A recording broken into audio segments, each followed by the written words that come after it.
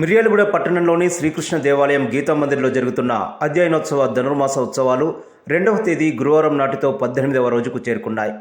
ఉదయం సుప్రభాతం, గోదాకృష్ణుల అష్టోత్తర శతనామావళి, తిరుప్పావై ప్రవచనాలతో ఆలయం ఆధ్యాత్మిక శోభను సంతరించుకుంటుంది.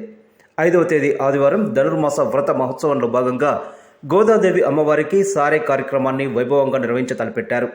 ఈ సందర్భంగా ఆలయ కమిటీ అధ్యక్షుడు డాక్టర్ బండారు కుశలయ్య మాట్లాడుతూ, ఆదివారం సాయంత్రం 5 గంటలకు వాసవి భవన్ నుండి గీతా మందిర్ వరకు కోలాటాలతో భారీ ర్యాలీ నిర్వహించనున్నామని తెలిపారు. భక్తులు అధిక సంఖ్యలో పాల్గొని అమ్మవారి సారే కార్యక్రమాన్ని విజయవంతం చేయాలని కోరారు. సారేకు సంబంధించిన వస్తువులన్నీ ఆలయ కమిటీ అందిస్తుందని చెప్పారు. ఇప్పుడు ఈ రోజు భాషలో ఏం చెప్తుంది, నందగోపాలన్ మరుమగళి అనడం ద్వారా, నందుని యొక్క కోడలు అనడం ద్వారా మన యొక్క ఐడెంటిటీ ఎలా చెప్పుకోవాలి అంటే మన మామగారి కోడలుగా చెప్పుకోవాలి. ఇది మనం నేర్చుకోవాలి ఈరోజు భాషలో. అలాగే ఇప్పుడు కృష్ణయ్య అలా పిలవడానికి ఇష్టపడతాడు, నందగోపాల్ కుమరన్ అని పిలవడానికి ఇష్టపడతాడు. ఆయనకి ఏది ఇష్టమో అదే ఈవిడకు కూడా ఇష్టం కదా. అందుకని నందగోపాలన్ మరుమగళి అనడానికి ఆవిడ కూడా ఇష్టపడుతుంది అని అలా పిలిచారు. సరే, అందులో మీకు సందేహం వచ్చింది, 3 మంది ఉన్నారు కదా రేపల్లిలో, 5 లక్షల మంది ఎందుకు వచ్చిన కోరలే, స్పెసిఫికేషన్ ఇచ్చేద్దామని ఎవరిని పిలుస్తున్నారో నప్పిన్నై అంటూ పిలిచేశారు.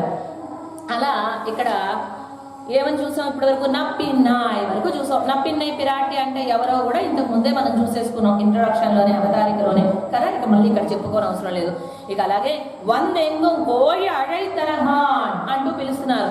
ఇప్పుడు చూడండి, అమ్మ అనుగ్రహం ఉంటేనే స్వామి మనల్ని కటాక్షిస్తాడు. కాబట్టి అమ్మను ముందుంచుకొని వెళ్ళాలి, లేదంటే మన కర్మలకి అనుగుణంగా ఆయన అనుగ్రహిస్తాడు. మనం మంచి కర్మలు చేస్తే దాన్ని తగినట్టుగా అనుగ్రహిస్తాడు, మనం చెడు కర్మలు చేస్తే దాన్ని తగినట్టుగా అనుగ్రహిస్తాడు. అమ్మని కనుక ముందుంచుకొని వెళితే దయకు అనుగుణంగా మనల్ని అనుగ్రహిస్తాడు. కాబట్టి అమ్మని ముందుంచుకోవాలని నప్పిన్నాయి అన్నారు. ఇక ఆమె ఎంతకీ లేచి రాకపోయేటప్పటికీ మన వాళ్ళు ఆరితేరిపోయి ఉన్నారుగా అడయాడాలు చెప్పడంలో, గుర్తులు చెప్పడంలో. సూర్యోదయం అయ్యింది, తెల్లవారింది అనడానికి గుర్తులు చెప్పడంలో 10 మంది గోపికలుగా అనేక గుర్తులు చెప్పారు. ఇహ వీళ్ళు మళ్ళీ దాన్నే నమ్ముకొని గుర్తు చెప్తున్నారు. ఆవిడ లోపల నుంచి లేచి రావడం లేదు అంటే సూర్యోదయం అయిందనుకుంటుందో అవ్వలేదనుకుంటుందో గుర్తులు చెప్తాం మనం అని చెప్పి 100 ఎంగం కోళ్ళు అడైతరహాన్, కోళ్ళు అంతటా వచ్చి కూస్తూ ఉన్నాయి అంటూ చెప్పుకొచ్చారు. అంటే ఒక కోడి కూసింది అని అంటే మీ ఇంటి కోడి కూసింది, మీరు లేచారు కాబట్టి మీ మాటల అరుపులకి అది లేచి కూస్తుంది అని అంటుందేమో అనుకొని ఒక కోడి కాదు కోళ్ళు అన్నారు. పైగా అక్కడొక చోటే కాదు, వాళ్ళ ఇంట్లోనే కాదు, ఎంగం అంతటా 100 ఎంగం కోళ్ళు అడైతరహాన్, కోళ్ళన్నీ వచ్చి మరీ కూస్తున్నాయి, అడైతరహాన్ కూస్తున్నాయి అమ్మా అని అనడం ద్వారా ఒక కోడి కాదు అనేక కోళ్ళు, ఒక్క చోట కాదు అంతటా కూడా కోళ్ళు కూస్తున్నాయి. సూర్యోదయం అయింది, లేచి రావమ్మా అన్నారు. ఇక్కడ మన వాళ్ళు ఆ కోళ్ళకు గుర్తుగా అదిగో అవేగో వేశారు అనుకుందాం కాసేపు. సరే, ఇక అలాగే కోళ్ళు అంటే మనకి అంతరార్థం చూడాలి. కోళ్ళు అంటే పూర్వ ఆచార్యులు ఎటువంటి వారు అంటే తమలో ఉండేటువంటి భగవద్ గుణానుభవాన్ని తమలో ఇముడ్చుకోలేక నోరు అనే తూములు చేసుకొని అందరికీ పంచాలని శ్రీ సూక్తులను అనుగ్రహించేటువంటి వారే ఆచార్యులు. అలాంటి పూర్వ ఆచారాలనే కోళ్ళగా చెప్తుందని అంతరార్థంగా చెప్పుకోవచ్చు. ఇవి గుర్తుపెట్టుకోండి. ఇక్కడ హృదయంలో రెడ్ పెన్ అండర్లైన్ చేసుకోండి. కోళ్ళు కూస్తున్నాయని లౌకికమైనటువంటి అర్థం కాదు తీసుకోవాల్సింది, అంతరార్థం చూడాలి. కోళ్ళు ఈజ్ ఈక్వల్ టు పూర్వ ఆచారం. తర్వాత మాధవి పందల్ మేల్ పల్కల్ కుయిలి నింగల్ కుయిరహాన్. సరే, కోళ్ళు అంతటా కూస్తున్నాయి అన్నా కూడా ఈమె ఎక్కడ లేచి రాదో అని చెప్పి మళ్ళీ వీళ్ళ గోలగా ఎవరిని 2 ఆడలు కలుసుకుంటేనే గీర బ్లా బ్లా బ్లా. కొండ మీద గోల ఏమిటంటే ఏదో చెప్పాట, మన గురించి మనం చెప్పుకోకూడదు. అలా మరి 5 లక్షల మంది గోపికలు కలిశారంటే అంత గోల ఉంటుంది, అందుకని లేచినవి అనుకుంటుందేమో ఆమె, అందుకని లేచి రావడం లేదేమో నప్పిన్నై పిరాటి అని భావన చేసిన మన గోదాదేవి నెక్స్ట్ అడయాళం ఒక గుర్తు ఏం చెప్తున్నారంటే మాధవి పందల్ మేల్ పల్కాల్ కుయిలిడంగాల్ కుయిరహాన్. మాధవి లత అంటే ఇప్పుడు ఇక్కడ మనకి మన వాళ్ళు ఏదో వేశారు కదా, దానిలో అది మాధవి లత అనుకుందాం. ఆ తెల్లగా ఉండి దాని మీద ఏదో రౌండ్ చుట్టారు. అవి అంటే మరి అంత చిన్న ముగ్గులో పక్షులన్నింటినీ గీయాలంటే కష్టం కదండి. అవి కోకిలలు అనుకోండి కాసేపు, అంటే దూరంగా ఉన్నాయి. మాధవి లత పందిరి బాగా పరుచుకుని ఉంది, దూరం నుంచి చూడటానికి అలా కనిపిస్తున్నాయి అన్నమాట. అందుకని మన వాళ్ళు చక్కగా అట్లా వేశారు. అవన్నీ కోకిలు. ఇక్కడ తెల్లగా ఉందా అది పందిరి, అలా ఉన్నాయి చూడండి తీగలు. అది పందిరి. ఆ పందిరి మీద ఆ రౌండ్స్ అవన్నీ కూడాను కోకిలలు. మాధవీలత పందిరి మీద కోకిలలన్నీ కూడా గుంపుగా చేరి కుయిలినంగా పల్కాలు, అనేకమైన కోకిలలు కుయిలినంగా చక్కగా గుంపులు గుంపులుగా కూస్తూ ఉన్నాయట. కోకిలలన్నీ గుంపులుగా చేరి మాధవీలత పందిరి మీద కూస్తున్నాయని అన్నారు. ఇప్పుడు చూడండి, ఒక లత పాకాలంటే ఏం కావాలి? ఆ చెట్టు మొదట్లో ఒక కర్ర పాకుతారు కదా, మన వాళ్ళు కర్ర వేశారు, ఆరెంజ్ కలర్ చక్కగా బ్రహ్మాండంగా. అది కూడా చిన్న కర్ర కాదు, చాలా పెద్ద కర్ర వేశారు. దానికి అంతరార్థం వాళ్ళకి తెలుసు. ఎందుకు వేశారో తెలుసా అంత పెద్ద కర్ర? ఆ శ్రీమన్నారాయణ మూర్తి అమ్మ ఒక్కతే ఉండలేదు కదా, మనలేదు కదా, స్వామిని ఆశ్రయించుకొని ఉంటుంది అమ్మ ఎప్పుడు కూడా స్వామితోనే. అందుకని ఆ ఉపజ్ఞాన్ని ఆసరా చేసుకొని లత పాకుతుంది. ఇప్పుడు కింద కర్ర లేకపోతే లత ఉండగలుగుతుందా? పడిపోతుంది కదా, పాకలేదు. అందుకోసం ఎప్పుడు అమ్మ స్వామి లేనిదే ఉండలేదు కాబట్టి ఆ ఉపజ్ఞం ఈజ్ ఈక్వల్ టు స్వామి. అందుకే మన వాళ్ళు చక్కగా అందంగా వేశారు. అలాగే అది ఆసరా చేసుకుని లత పైకి పాకుతుంది. పైకి వెళ్ళిన తర్వాత ఇలా పందిరి ఊరికి ఇలా పాకుంటూ వెళ్ళిపోయింది అనుకో, మనకు అందరూ పూలు కింద నేలలో వేస్తే మనం సెకండ్ ఫ్లోర్ లో ఉంటే పైదాకా పాకిన తర్వాత ఇంకా పైకి కూడా వెళ్ళిపోయింది అనుకోండి అలా. అందుకని మనం ఏం చేస్తాం, ఒక పందిరి కడతాం. పందిరి కట్టి దానికి వేస్తే మనం కోసుకోవడానికి ఈజీగా ఉంటాయి, పిల్లలకు సమర్పించడానికి. అవునా? ఆ పందిరి ఏమిటి అంటే శ్రీమన్నారాయణ తత్వం. ఇప్పుడు కింద ఉండేటువంటి కర్ర శ్రీమన్నారాయణ, దాన్ని ఆసరా చేసుకున్న లత మాధవి అనడం ద్వారా, మాధవి లత ఎవరు? అమ్మ. ఆ అమ్మ పందిరి ఏమిటి? తత్వం, శ్రీమన్నారాయణ తత్వం. దాని మీద కోకిలలు చాలా ఉన్నాయి, గుంపులు గుంపులుగా, ఒకటి కాదు రెండు కాదు. కోకిలలు ఎవరు? 12 ఆళ్వార్లు మధురంగా ఆలపించారు పాసురాలని. 4000 పాసురాలని ఆలపించినటువంటి కోకిలలే మన ఆళ్వార్లు. 12 ఆళ్వార్లు ఆ పందిరి మీద కూర్చొని కూస్తూ ఉన్నాయి అనడం ద్వారా ఎన్ని విశేషార్థాలు చెప్పారు చూసారా. అంటే తెల్లవారిందమ్మా, అమ్మా మమ్మల్ని అనుగ్రహించవమ్మా. అటు పూర్వాచార్యులు శ్రీ సూక్తులు అనుగ్రహిస్తున్నారు, ఆళ్వార్లు పాసురాలు పాడుతున్నారు. ఇక నీవు లేచి మమ్మల్ని ఆ స్వామి దయకు పాత్రులను చెయ్యమ్మా అని నీలాదేవిని ప్రార్థిస్తున్నారు మన గోదాదేవి. దాని అర్థమే మాధవి లతను అల్లుకున్న పందిరి మీద కోకులన్నీ గుంపులుగా చేరి పూస్తున్నాయి అని చెప్పటం. వెరసి కోళ్ళు ఈజ్ ఈక్వల్ టు పూర్వాచారుడు, కోకిలు ఈజ్ ఈక్వల్ టు ఆళ్వార్లు, 12 మంది ఆళ్వార్లు. ఓకేనా? కోళ్ళంటే పూర్వాచారులు, కోకిలంటే ఆళ్వార్లు, ఆ ఉపజ్ఞం కర్ర అంటే శ్రీమన్నారాయణుడు, మాధవి లత అంటే అమ్మ, పందిరి అంటే శ్రీమన్నారాయణ తత్వము. ఇదంతా గుర్తుకు రావాలి, అంతరార్థంతో సహా హృదయగతం చేసుకోవాలి. ఎందుకు ఇంత గట్టిగా చెప్తున్నానంటే, ఈ పాసురం మనసు పెట్టి అర్థ సహితంగా మనం అనుభవిస్తే తప్పకుండా అమ్మ దర్శనం లభిస్తుంది. ఆ ఎగ్జాంపుల్ కూడా చెప్తాను, ఇది ఉట్టి మాట కాదు, ఇది నిజం. కావాలని కోరుకుంటారు. ఎందుకు అంటే ఎవరైనా సంబంధం కోరుకోవచ్చా, ఒక బ్రాహ్మణుడే కోరుకోవాలా అనేది కథను ఒకసారి మనం అడిగారు. ఒక వ్యక్తి వైష్ణవులే బ్రాహ్మణులే సమాసనం చేయించుకోవచ్చా, ఇతర వర్ణాల వారు ఎవరైనా చేయించుకోవచ్చా? 4 జాతుల్లో ఎవరైనా సమాసనం చేయించుకోవచ్చు. భగవంతుడి దగ్గర కావాల్సిన మనకు జాత, కులమా, మతమా ఏమి, ఒక్క గుణం ఉంటే చాలు, సద్గుణం. ఆ గుణం ఉన్నవాడు ఎవడైనా సరే, ఏ జాతులు పుట్టినవాడైనా సరే సమాశ్రయనానికి అర్హుడే, ఎవరైనా చేయించుకోవచ్చు. అలా చేయించుకున్న వాళ్ళు ఎవరైనా ఉన్నారా దేవతల్లో అంటే? మనకు భగవంతుడు భగవత్ శాస్త్రంలో చెబుతూ ప్రహ్లాదైష్ట విభీషణ బలిచక్రవర్తి, ప్రహ్లాదుడు, విభీషణుడు, బలిచక్రవర్తి, మాంధాత, మార్కండేయుడు, వీళ్ళందరూ సమాసనం అయిన వాళ్ళు వాళ్ళ గురువుగారు చేత. ఎవరు వాళ్ళ గురుగారు? దేవతల గురువు బృహస్పతి.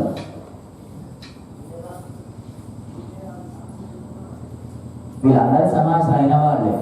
అయ్యి ఎవరు సంబంధికులుగా ఉంటారు? వీళ్ళంతా రామానుజ సంబంధికులు. నిజానికి ఎందుకు సమాసనం అవ్వాలి మనం తపన పడుతుంటామంటే, వాళ్ళ గురుగారు మంత్రం చెప్పేటప్పుడు ఒక నియమాన్ని చెప్తారు. ఈ మంత్రాన్ని ఎవరికి పడితే వాడికి చెప్పకూడదు. మరి గురుగారి మాట వినాలా వినకూడదా? వింటే ఆనందం, వినకపోతే నరకం. ఇప్పుడు నరకాన్ని కోరుకుంటామా, ఆనందాన్ని కోరుకుంటామా? నరకాన్ని కోరుకోరా?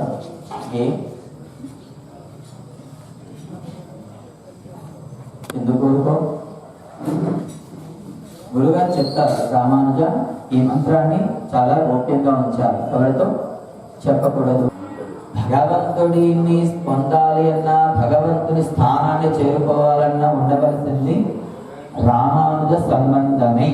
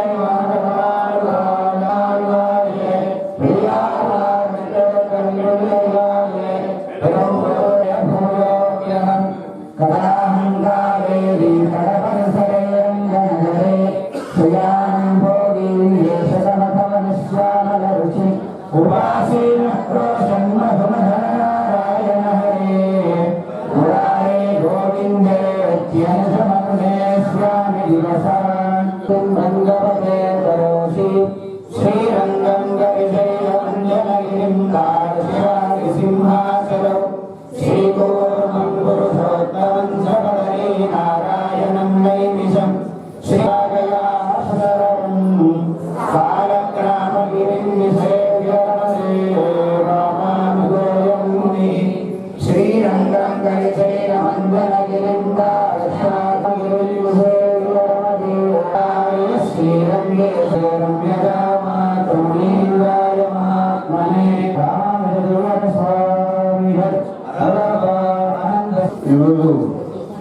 ముఖ్యంగా ఏంటంటే మనం 5వ తారీఖు ప్రోగ్రాం పెట్టుకున్నాం కదా, మీ అందరికీ తెలుసు. అమ్మవారిని సారిగా సమర్పించడానికి మనం వాసన భవన్ నుంచి దాదాపు ఒక 300-400 మంది లేడీస్ వచ్చే ప్రోగ్రాం పెడుతున్నాం. అలాగే మీకు ఓపిక ఉంటే కొంతమంది కోలాటం వేయచ్చు. అలాగే మైక్ కూడా పెట్టించాం. అందరూ కూడా పెద్ద ఎత్తున సాయంత్రం 5 గంటలకు రావాలి. ఇప్పటికీ 60-70 మంది రాపించారు. ఇంకా రాపించి మీరు అధిక సంఖ్యలో పాల్గొనాలని కోరుకుంటూ, దానికి రావాల్సింది మీరు ఏమీ తేవాల్సిన లేదు. మేమే అన్ని వస్తువులు సమకూర్చిస్తాం. చాలా మీరు మంచిగా తయారై వస్తే చాలా. ఎందుకంటే ఆ రోజు మనకు అమ్మవారికి నిండుగా మన ఇళ్ళ పసుపు కుంకుమ సారీ పట్టుబడి గట్ట పెట్టుకుంటాము. అలాగే మన కార్యక్రమం నిర్వహించుటకు ఈ సంవత్సరం ఒక కొత్త ప్రోగ్రాంలో ఉండాలి 2005 అని చెప్పి పెట్టాము. దానికి మీ అందరూ కూడా సహకరించాలని కూడా కోరుకుంటున్నాం. ఈ వేద పండితులు రావడానికి కారణం అధ్యయనోత్సవాలు అనేది 3 రోజుల కార్యక్రమం జరుపుకుంటున్నాం. అది ఎందుకు జరుపుకుంటున్నాం అనేదానికి నేను క్లియర్గా ఒక 2 ముచ్చట్లు చెప్తాను. మన ఇంట్లో కానీ బయట కానీ మన గుళ్ళే కానీ ఏదైనా విషయాల తప్పు జరగచ్చు, దానికి మనం అధ్యయనోత్సవాలు అనేది జరుపుకుంటాం. కాకపోతే మనం ప్రతి సంవత్సరం కూడా జరుపుకోవాలి. ప్రతి సంవత్సరం కూడా జరుపుకోలేదు కాబట్టి ఈ సంవత్సరం మన శ్రీ మన వేదంగి రామచంద్ర జీస్వామి గారు మాకు అది సూచించారు. అలాగే ప్రత్యేకంగా పెట్టామనుకున్నాం. తర్వాత ఏంటంటే ధర్మాస కార్యక్రమాలు నిర్వహిద్దామనే ఆలోచనతో చిన్నవి ఏదన్నా సరే మనం చేసే తప్పప్పులు, అయ్యగారు చదివేదంటే తప్పప్పులు ఏమైనా జరిగినా కానీ దానికి ఈ కార్యక్రమం నిర్వహించడం జరుగుతుంది. మీరు కూడా వచ్చి వినొచ్చు కాబట్టి భక్తులు అత్యశక్తులు ఈ కార్యక్రమంలో పాల్గొనాలని కూడా కోరుకుంటున్నాను.